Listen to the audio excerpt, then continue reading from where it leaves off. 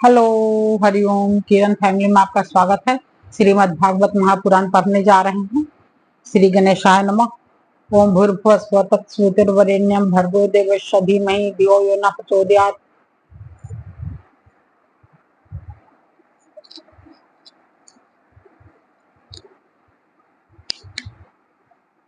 श्री राधा कृष्णाभ्याम नमः। श्रीमद् भागवत महापुराण द्वितीय खंड।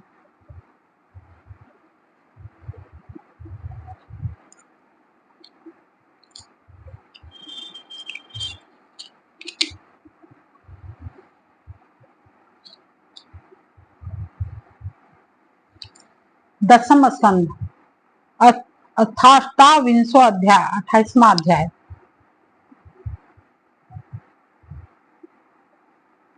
वरुण लोक से नंद जी को छुड़ा कर लाना। श्री सुखदेव जी कहते हैं, परीक्षित, नंद बाबा ने कार्तिक शुक्ल एकादशी का उपवास किया। श्री सुखदेव जी कहते हैं, परीक्षित, नंद बाबा ने कार्तिक शुक्ल एकादशी का उपवास किया और भगवान की पूजा की तथा उसी दिन रात में द्वादशी लगने पर स्नान करने के लिए यमुना जल में प्रवेश किया। नंद बाबा को यह मालूम नहीं था कि यह असुरों की वेला है, इसलिए वे रात के समय ही यमुना जल में घुस गए। उस समय वरुण के सेवक एक असुर ने उन्हें पकड़ लिया और वह अपने स्वामी के पास ले गया। नंद बाबा के खो जाने से वज्र के सारे गोप, श्री कृष्ण, अब तुम ही अपने पिता को ला सकते हो, बलराम अब तुम्हारा ही भरोसा है, इस प्रकार कहते हुए रोने पिटने लगे। भगवान श्री कृष्ण सर्वशक्तिमान हैं एवं सदा से ही अपने भक्तों का भय भागाते आए हैं। जब उन्होंने वज्रवासियों का रोना पिटना सुना और यह जाना कि पिताजी को वरुण का कोई सेवक ले गया है, तब वे वरुण के पास गए। जब लोकपाल वरुण ने देखा कि समस्त जगत के अंतरिंद्रिय और बहिरींद्रियों के प्रवर्तक भगवान श्री कृष्ण स्वयं ही उनके यहाँ पधारे हैं, तब उन्होंने बहुत बड़ी पूजा की। भगवान के दर्शन से उनका रोम रोम आनंद से खिल उठा। इसके बाद उन्होंने भगवान से निवेदन किया। वरुण जी ने कहा, प्रभु, आज मेरा शरीर धारण करना सफल हुआ। आज मुझे संपूर्ण पुरुषार्थ प्राप्त हो गया, क्योंकि आज मुझे आपके चरणों की सेवा का शुभ अवसर प्राप्त हुआ है। भगवान जी ने भी आपके चरण कमलों की सेवा का शुभ अवसर मिला है। वे भव सागर से पार हो गए हैं। आप भक्तों के भगवान, वेदांतियों के ब्रह्म और योगियों के परमात्मा हैं। आपके स्वरूप में विभिन्न लोक सृष्टियों की कल्पना करने वाली माया नहीं है, ऐसा श्रुति कहती है। मैं आपको नमस्कार करता हूँ। प्रभु, मेरा यह सेवक बड़ा मूर्ख और अनजान है। वह अपने कर्तव्य को भी नहीं जानता। वही आपके पिताजी को ले आया है। आप कृपा करके उसका अपराध क्षमा कीजिए। गोविंद, मैं जानता हूँ कि आप अपने पिता के प्रति बड़ा प्रेम भाव रखते हैं। ये आपके पिता हैं, इन्हें आप ले जाइए। परंतु भगवान, आप सबके अंतर्यामी, सबके साक्षी हैं, इसलिए विश्व विमोहन श्री कृष्ण, आप मुझ दास पर कृपा कीजिए। श्री सुखदेव जी कहते हैं, परीक्षित, भगवान श्री कृष्ण ब्रह्मा आदि ईश्वरों के भी ईश्वर हैं। लोकपाल वरुण ने इस प्रकार उनकी स्तुति करके उन्हें प्रसन्न किया। इसके बाद भगवान अपने पिता नंद जी को लेकर वज्र में चले आए और वज्रवासी भाई बंधुओं को आनंदित किया। नंद बाबा ने वरुण लोक में लोकपाल के इंद्रियातीत ऐश्वर्य और सुख संपत्ति को देखा तथा यह भी देखा कि वहां के निवासी उनके पुत्र श्री कृष्ण के चरणों में झुक झुक कर प्रणाम कर रहे हैं। उन्हें बड़ा विस्मय हुआ। उन्होंने वज्र में आकर अपने जाति भाइयों को यह सब बातें कह सुनाई। परीक्षित, भगवान के प्रेमी गोप यह सुनकर ऐसा समझने लगे, अरे यह तो स्वयं भगवान है। तब उन्होंने मन ही मन बड़ी उत्सुकता से विचार किया कि क्या कभी जगदीश्वर भगवान श्री कृष्ण हम लोगों को भी अपना वह मायातीत स्वधाम, जहाँ केवल इनके प्रेमी भक्त ही जा सकते हैं, दिखलाएंगे। परीक्षित, भगवान श्री कृष्ण स्वयं सर्वदर्शी हैं, भला उनसे यह बात कैसे छिपी रहती। वे अपने आत्मीय गोपों की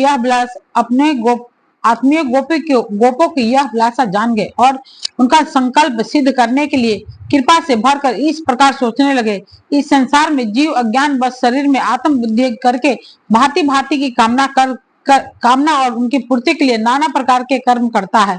फिर उनके फल स्वरूप देवता, मनुष्य, पशु, पक्षी आदि ऊंची नीची योनियों में भटकता फिरता है।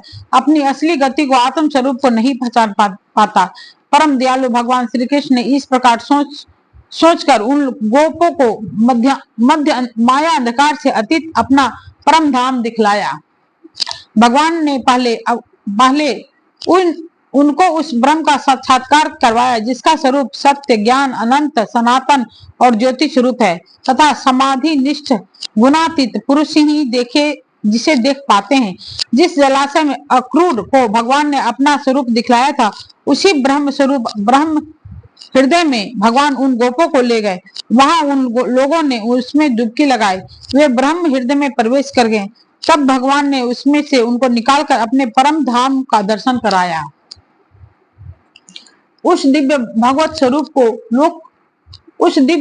स्वरूप लोक को देखकर नंद आदि गोप परमानंद में मग्न हो गए। वहां उन्होंने देखा कि सारे वेद मूर्तिमान होकर भगवान श्री कृष्ण की स्तुति कर रहे हैं। यह देख के सब परम विस्मित हो गए। इति श्रीमद्भागवत महापुराणे परमहंस्यां संहितायां दशम स्कंदे पूर्वादे 28वां अध्याय। अथे कौन त्रिवंशो अध्याय 29वां अध्याय। रासलीला का आरंभ। श्री सुखदेव जी कहते हैं, परीक्षित, शरद ऋतु थी, उसके कारण बेला, चमेली आदि सुगंधित पुष्प खिल कर महक रहे थे। भगवान ने चिरहरण के समय गोपियों को जिन रात्रियों का संकेत किया था, वे सब की सब पूंजीभूत होकर एक ही रात्रि के रूप में उल्लसित हो रही थी। भगवान ने उन्हें देखकर दिव्य बनाया। गोपियां तो चाहती ही थी। अब भगवान ने भी अपनी अचिंत महाशक्ति योग माया के सहारे उन्हें निमित्त बनाकर रसमयी रास क्रीड़ा करने का संकल्प किया।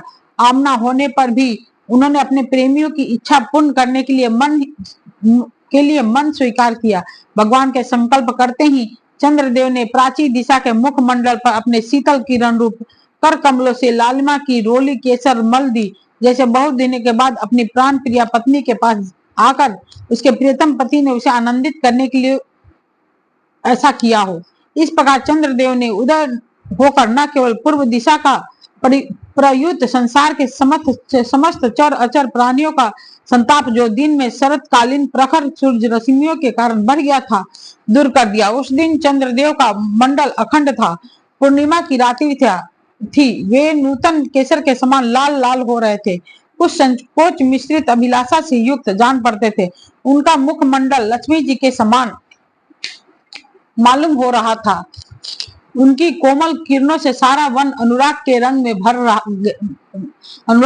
में रंग गया था। उन वन के कोने कोने में उन्होंने अपनी चांदनी के द्वारा अमृत का समुद्र उड़ेल दिया था। भगवान श्री कृष्ण ने अपने दिव्य उज्जवल रस के उद्दीपन की पूरी सामग्री उन्हें और उस वन को देखकर अपनी बांसुरी पर वज्र सुंदरियों के मन को हरण करने वाली काम बीज कलिंग की स्पष्ट एवं मधुर तान छेड़ी। भगवान का यह वंशी वादन भगवान के प्रेम को, उनके मिलन की लालसा को अत्यंत उकसाने वाला, बढ़ाने वाला था। यो तो श्याम सुंदर ने पहले से ही गोपियों के मन को अपने बस में कर रखा था। अब तो उनकी मन की सारी वस्तुएं भय, संकोच, धैर्य, मर्यादा आदि की वृत्तियां भी छीन ली। बंसी ध्वनि सुनते ही उनकी विचित्र गति हो गई। जिन्होंने एक साथ साधना की थी श्री कृष्ण को पति के रूप में प्राप्त करने के लिए, वे गोपियां भी एक दूसरे को सूचना न देकर, यहाँ तक कि एक दूसरे से अपनी चेष्टा को छिपाकर जहां वे थे वहां के लिए चल पड़ी। परीक्षित, वे इतने वेग से चली थी, उनके कानों के कुंडल झोंके खा रहे थे। बंसी ध्वनि सुनकर जो गोपियां दूध दूह रही थी, वे अत्यंत उत्सुकता बस दूध दुहना छोड़कर चल पड़ी। वे चूल्हे पर दूध औटा रही थी। वे उफनता हुआ दूध छोड़कर, और जो लपसी पका रही थी, वे पकी हुई लपसी बिना उतारे ही ज्यों के त्यों छोड़कर चल दी। जो भोजन परस रही थी, वे परसाना छोड़कर, जो छोटे छोटे बच्चों को दूध पिला रही थी, वे दूध पिलाना छोड़कर, जो पतियों की सेवा शुश्रूषा कर रही थी, वे सेवा शुश्रूषा छोड़कर, और जो स्वयं भोजन कर रही थी, वे भोजन करना छोड़कर अपने कृष्ण प्यारे के पास चल पड़ी। कोई गोपी अपने शरीर में अंग राग चंदन उपटन लगा रही थी और कुछ आंखों में अंजन लगा रही थी। वे उन्हें छोड़कर तथा उल्टे पलटे वस्त्र धारण कर श्री कृष्ण के पास पहुंचने के लिए चल पड़ी।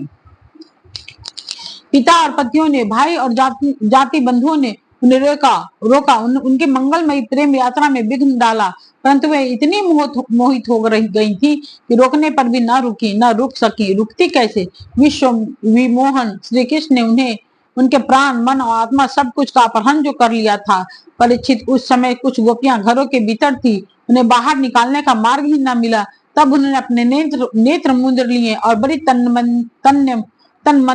तन्मयता से श्री कृष्ण के सौंदर्य, माधुर्य और लीलाओं का ध्यान करने लगी।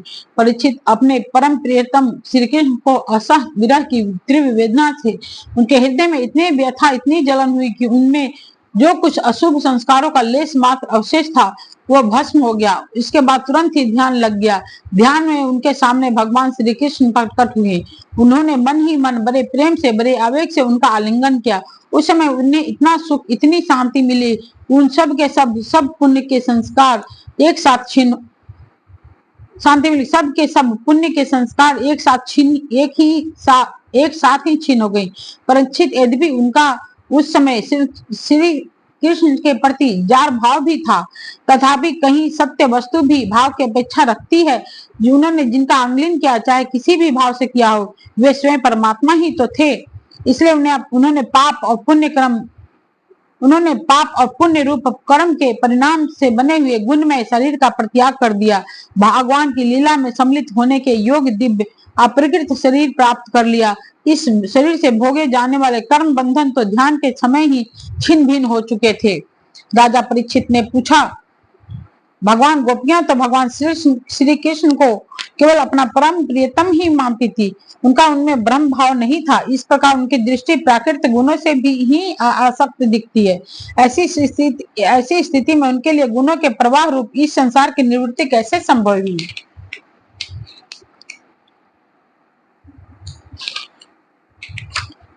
श्री सुखदेव ने कहा, परीक्षित, मैं तुमसे पहले ही कह चुका हूँ, चेदी राज शिशुपाल भगवान के प्रति देश और भाव रखने पर भी अपने प्राकृतिक शरीर को छोड़कर अप्राकृत शरीर से उनका पार्षद हो गया। ऐसी स्थिति में जो समस्त प्रकृति और उससे गुणों से अतीत भगवान श्री कृष्ण की प्यारी है और उनसे अनन्य प्रेम करती है, वे गोपियां उन्हें प्राप्त हो जाए, इसमें कौन सी आश्चर्य की बात है? परीक्षित, वास्तव में भगवान प्रकृति संबंधी वृद्धि, विनाश, प्रामाण, प्रमेय और गुणी भाव से रहित है। वे अचिंत, अनंत, अप्रकृत, परम कल्याण स्वरूप गुणों के एकमात्र आश्रय है। उन्होंने यह जो अपने को तथा अपनी लीला को प्रकट किया है, उसका प्रयोजन केवल इतना ही है कि जीव उसके सहारे अपना परम कल्याण संपादन करे। इसलिए भगवान से केवल संबंध हो जाना चाहिए। वह संबंध चाहे जैसा हो, काम का हो, क्रोध का हो या भय का हो, स्नेह, नातेदारी, सौहार्द का हो, चाहे जिस भाव से भगवान में नित्य निरंतर अपनी वृत्तियां जोड़ दी जाए, वे भगवान से ही जुड़ती है। इसलिए वृत्तियां भगवानमय हो जाती हैं और उस जीव को भगवान की ही प्राप्ति होती है। परीक्षित, तुम्हारे जैसे परम भागवत भगवान का रहस्य जानने वाले भक्त को श्री कृष्ण के संबंध में ऐसा संदेह नहीं करना चाहिए। योगेश्वर के भी ईश्वर अपना जन्मा भगवान के लिए भी यह कोई आश्चर्य की बात है? अरे, उनके संकल्प मात्र से भौमों के इशारे से सारे जगत का परम कल्याण हो सकता है। जब भगवान श्री कृष्ण ने देखा कि वज्र के अनुपम विभूतियां गोपियां मेरे बिल्कुल पास आ गई हैं, तब उन्होंने अपनी विनोद भरी वाक चातुरी से उनको मोहित करते हुए कहा, क्यों न हो, भूत, भविष्य और वर्तमान काल के जितने वक्ता हैं, उनमें वे ही तो सर्वश्रेष्ठ हैं। भगवान श्री कृष्ण ने कहा, महाभाग्यवती गोपियों, तुम्हारा स्वागत है। बतलाओ, तुम्हें प्रसन्न करने के लिए मैं कौन सा काम करूं? वज्र में तो सब कुशल मंगल है ना? कहो, इस समय आने की क्या आवश्यकता पड़ गई? सुंदरी गोपियों, रात का समय है, यह स्वयं ही बड़ा भयावना होता है। इसमें बड़े बड़े भयावने जीव जंतु इधर उधर घूमते रहते हैं, अतः तुम सब तुरंत वज्र लौट जाओ। रात के समय घोर जंगल में स्त्रियों को रुकना नहीं चाहिए। तुम्हें न देखकर तुम्हारे माँ बाप, पति, पुत्र और भाई बंधु तुम्हें ढूंढ रहे होंगे। उन्हें भय में न डालो। तुम लोगों ने रंग बिरंगे पुष्पों से लदे हुए इस वन की शोभा को देखा। पूर्ण चंद्रमा की कोमल रश्मियों से यह रंगा हुआ है, मानो उन्होंने अपने हाथों चित्रकारी की हो और यमुना जी के जल का स्पर्श करके बहने वाले शीतल समीर की मंद मंद गति से हिलते हुए ये वृक्षों के पत्ते तो इस वन की शोभा को और भी बढ़ा रहे हैं। परंतु अब तो तुम लोगों ने यह सब कुछ देख लिया, अब देर मत करो, शीघ्र से शीघ्र वज्र में लौट जाओ। तुम लोग कुलीन स्त्री हो और स्वयं भी सती हो। जाओ, अपने पति की सेवा शुश्रूषा करो। देखो, तुम्हारे घर के नन्हे नन्हे बच्चे और गौवों के बछड़े रो रंभा रहे हैं, उन्हें दूध पिलाओ और गौवें दूहो। अथवा यदि मेरे प्रेम से परवश होकर तुम लोग यहाँ आई हो तो इसमें कोई अनुचित बात नहीं है, यह तो तुम्हारे योग ही है, क्योंकि जगत के पशु पक्षी तक मुझसे प्रेम करते हैं, मुझसे देखकर प्रसन्न होते हैं। कल्याणी गोपियों, स्त्री का परम धर्म यही है कि वे पति और उसके भाई बंधुओं की निष्कपट भाव से सेवा करे और संतान का पालन पोषण करे। जिन स्त्रियों को उत्तम लोक प्राप्त करने की अभिलाषा हो, वे पातकी को छोड़कर और किसी प्रकार के पति का वे पातकी को छोड़कर और किसी भी प्रकार के पति का परित्याग न करे, भले ही वह बुरे स्वभाव वाला, भाग्यहीन, वृद्ध, मूर्ख, रोगी या निर्धन ही क्यों न हो। कुलीन स्त्रियों के लिए जार पुरुष की सेवा सब तरह से निंदनीय है। इससे उनका परलोक बिगड़ता है, स्वर्ग नहीं मिलता, इस लोक में अपयश होता है। यह कुकर्म स्वयं तो अनंत तुच्छ क्षणिक है ही, इसमें प्रत्यक्ष वर्तमान में भी कष्ट ही कष्ट है। मोक्ष आदि की तो बात ही कौन करे, यह साक्षात परम भय नरक आदि का हेतु है।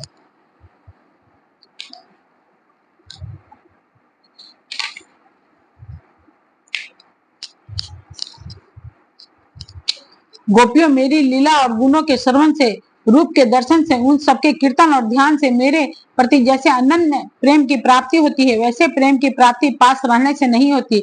इसलिए तुम लोग अभी अपने अपने घर लौट जाओ। उस समय कृष्ण जी की आयु 7 वर्ष की थी। श्री सुखदेव जी कहते हैं, परीक्षित, भगवान श्री कृष्ण का यह अप्रिय भाषण सुनकर गोपियां उदास खिन्न हो गईं, उनकी आशा टूट गई। वे चिंता के अथाह एवं अपार समुद्र में डूबने उतरने लगी। उनके बिंबा फल पके हुए कुंदरू के समान लाल लाल अधर को शोक के कारण चलने वाली लंबी और गर्म सांसें से सूख गए। उन्होंने अपने मुंह नीचे की ओर लटका लिए और वे पैरों के नखों से धरती कूदने लगी। नेत्रों से दुख के आंसू बह बहकर काजल के साथ बस स्थल पर पहुंचने और वहां लगी हुई केसर को धोने लगे। उनका हृदय दुख से इतना भर गया कि वे कुछ बोल ना सकी, चुपचाप खड़ी रह गईं। गोपियों ने अपने प्यारे श्याम सुंदर के लिए सारी कामनाएं, सारे भोग छोड़ दिए थे। श्री कृष्ण में उनका अनन्य अनुराग, परम प्रेम था। जब उन्होंने अपने प्रियतम श्री कृष्ण की यह निष्ठुरता से भरी बातें सुनी, जो बड़ी ही अप्रिय सी मालूम हो रही थी, तब उन्हें बड़ा दुख हुआ। आंखें रोते रोते लाल हो गई, आंसुओं के मारे रूंध गई। उन्होंने धीरज धारण करके अपनी आंखों के आंसू पोछे और फिर पढ़ने कोप के कारण वे गदगद वाणी से कहने लगी। गोपियों ने कहा, प्यारे कृष्ण, तुम घट घट व्यापी हो, हमारे हृदय की बात जानते हो। तुम्हें इस प्रकार निष्ठुरता भरे वचन नहीं कहने चाहिए।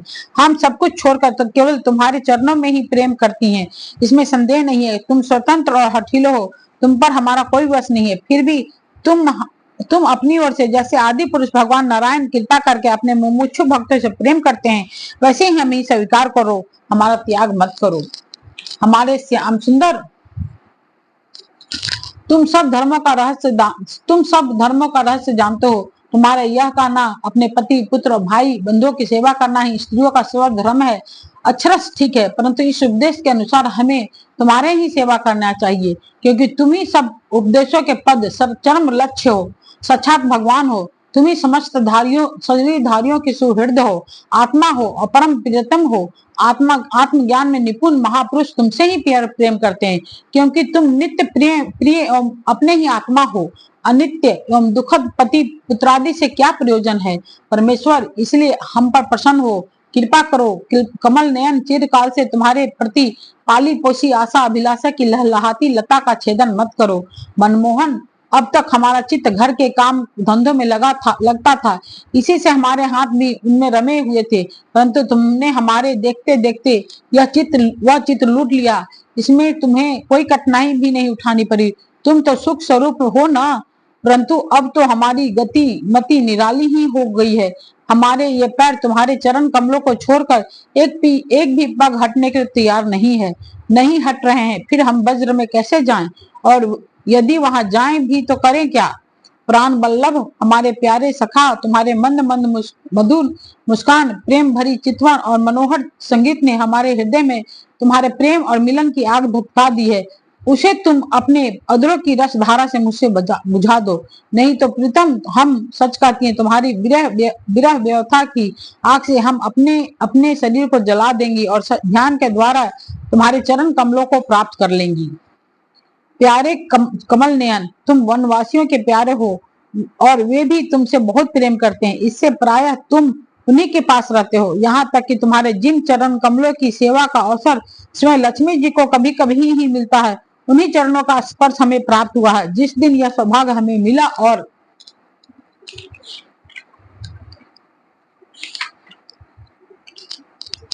और तुमने हमें स्वीकार करके आनंदित किया, उसी दिन से हम और किसी के सामने एक क्षण के लिए भी ठहरने को असमर्थ हो गई हैं। पति पुत्र आदि कोई सेवा तो दूर रही, हमारे स्वामी जिन लक्ष्मी जी का कृपा कटाक्ष प्राप्त करने के लिए बड़े बड़े देवता तपस्या करते रहते हैं, वही लक्ष्मी जी तुम्हारे वक्ष स्थल में बिना किसी के प्रतिद्वंदा के स्थान पर प्राप्त कर लेने पर भी अपनी सौत तुलसी के साथ तुम्हारे चरणों की रज पाने की अभिलाषा किया करती हैं। अब तक के सभी भक्तों ने उस चरण रज का सेवन किया है, उन्हीं के समान हम भी तुम्हारी उसी चरण रज की शरण में आई हैं। भगवान, अब तक जिसने भी तुम्हारे चरणों की शरण ली है, उसके सारे कष्ट तुमने मिटा दिए हैं। अब तुम हम पर कृपा करो, हमें भी अपने प्रसाद का भाजन बनाओ। हम तुम्हारी सेवा करने की आशा अभिलाषा से घर गांव कुटुंब सब कुछ छोड़कर तुम्हारे युगल चरणों की शरण में आई हैं। प्रियतम, वहां तो तुम्हारी आराधना के लिए अवकाश ही नहीं है। पुरुष भूषण पुरुषोत्तम तुम्हारी मधुर मुस्कान और चारु चितवन ने हमारे हृदय में प्रेम की मिलन की आकांक्षा की आग धधका दी है। हमारा रोम रोम उससे जल रहा है। तुम हमें अपनी दासी के रूप में स्वीकार कर लो, हमें अपने सेवा का अवसर दो। प्रियतम, तुम्हारा सुंदर मुख कमल जिस घुंघराली अलके झलक रही है, जिस पर घुंघराली अलके झलक रही है, तुम्हारी यह कमनीय कपोल जिन पर सुंदर सुंदर कुंडल अपना अनंत सौंदर्य बिखर रहे हैं, तुम्हारे ये मधुर अधर जिनकी सुधा सुधा को भी लजाने वाली है, तुम्हारी ये नयन मनोहारी चितवन जो मंद मंद मुस्कान से उल्लासित हो रही है, तुम्हारी ये दोनों भुजाएं जो शरणागतों को अभय दान देने में अत्यंत उदार है, और तुम्हारा यह वक्ष स्थल जो लक्ष्मी जी का सौंदर्य की एकमात्र देवी का नित्य कीड़ा स्थल है, देखकर हम सब तुम्हारी दासी हो गई हैं। प्यारे श्याम सुंदर, तीनों लोकों में भी और ऐसी कौन सी स्त्री है जो मधुर मधुर पद और आरोह अवरोह क्रम से विविध प्रकार की मूर्छनाओं से युक्त तुम्हारी बंसी की तान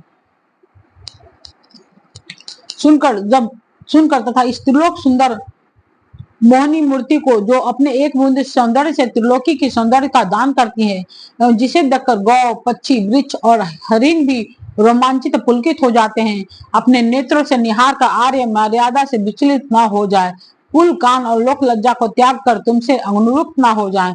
हमसे यह बात छिपी नहीं है कि जैसे भगवान नारायण देवताओं की रक्षा करते हैं, वैसा ही तुम वज्रमंडल का भय दुख मिटाने के लिए प्रकट हुए हो। और यह भी स्पष्ट है कि दीन दुखियों पर तुम्हारा बड़ा प्रेम बड़ी कृपा है। प्रियतम, हम भी बड़ी दुखनी हैं, तुम्हारे मिलन की आकांक्षा की आग से हमारा वक्ष स्थल जल रहा है। तुम अपनी इन दासियों के वक्ष स्थल सिर पर अपने कोमल कमल रखकर इन्हें अपना लो, हमें जीवन दान दो। श्री सुखदेव जी कहते हैं, परीक्षित, भगवान श्री कृष्ण सनकादि योगियों और शिवादि योगेश्वर के भी ईश्वर हैं। जब उन्होंने गोपियों की व्यथा और व्याकुलता से भरी वाणी सुनी, तब उन्होंने हृदय दया से भर गया, और यद्यपि वे आत्मा राम है, अपने आप में ही रमन करते हैं, उन्होंने अपने अतिरिक्त और किसी भी बाह्य वस्तु की अपेक्षा नहीं है, फिर भी उन्होंने हंसकर उनके साथ कीड़ा प्रारंभ की। भगवान कृष्ण ने अपनी भाव भंगी और चेष्टा गोपिया का अनुकूल कर दी, फिर भी वे अपने स्वरूप में ज्यों के त्यों एक रस स्थित थे, अच्युत थे। जब वे खुलकर हंसते, तब उनके उज्जवल उज्जवल दांत कुंद कली के समान जान पड़ते थे। उनके प्रेम भरी चितवन से, उनके दर्शन के आनंद से गोपियों का मुख कमल प्रफुल्लित हो गया, वे उनके चारों ओर घेर कर खड़ी हो गई। तब उस समय श्री कृष्ण की ऐसी शोभा हुई मानो अपनी पत्नी तारिकाओं से घिरे हुए चंद्रमा की मानो अपनी पत्नी तारिकाओं से घिरे हुए चंद्रमा ही हो। गोपियों के सप्त युथों के स्वामी भगवान श्री कृष्ण वैजंती माला पहने वृंदावन को शोभायन करते हुए विचरण करने लगे। कभी गोपियों अपने प्रियतम कृष्ण के गुण और लीलाओं का गान करती, तो कभी कृष्ण गोपियों के प्रेम और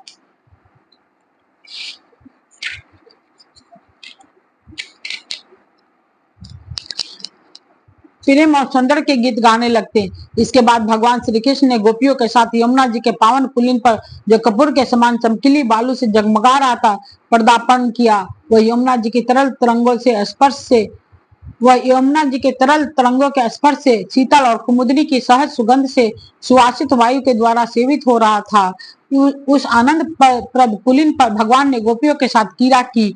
हाथ फैलाना, आंगलिंग करना, गोपियों के हाथ दबाना, उनकी चोटी, जांग, नीवी और स्तन का आदि का स्पर्श करना, गोपियों का हाथ दबाना, उनकी चोटी, जांग, नीवी आदि का स्पर्श विनोद करना, नक्षत करना, विनोदपूर्ण चितवन से देखना और मुस्काना, इनकी रूहों द्वारा गोपियों के दिव्य परमोज्वल प्रेम भाव को उत्तेजित करते हुए भगवान श्री कृष्ण उन्हें क्रीड़ा द्वारा आनंदित करने लगे। उदार शिरोमणि सर्वव्यापक भगवान श्री कृष्ण ने जब इस प्रकार गोपियों का सम्मान किया, तब गोपियों के मन में ऐसा भाव आया कि संसार की समस्त स्त्रियों में हम ही सर्वश्रेष्ठ हैं, हमारे समान कोई नहीं है। वे कुछ मानवती हो गईं। जब भगवान ने देखा कि इन्हें तो अपने सुहाग का कुछ गर्व हो आया है और मान भी करने लगे, तब उन्होंने गर्व शांत करने के लिए, उनका मान दूर कर प्रसन्न करने के लिए वहीं उनके बीच में ही अंतर्धान हो गए। इति श्रीमद्भागवते महापुराणे परमहंस्यां संहितायां दशम स्कंदे पूर्वादे भगवतो रासक्रीड़ा वर्णनम नामे त्रिशो अध्याय। अतः त्रिशो अध्याय कल पढ़ेंगे।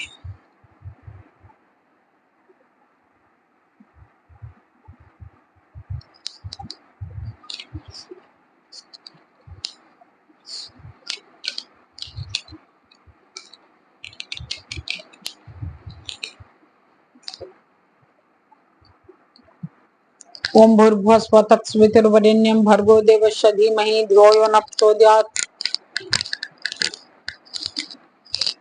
ठीक है दोस्त, हरिओम।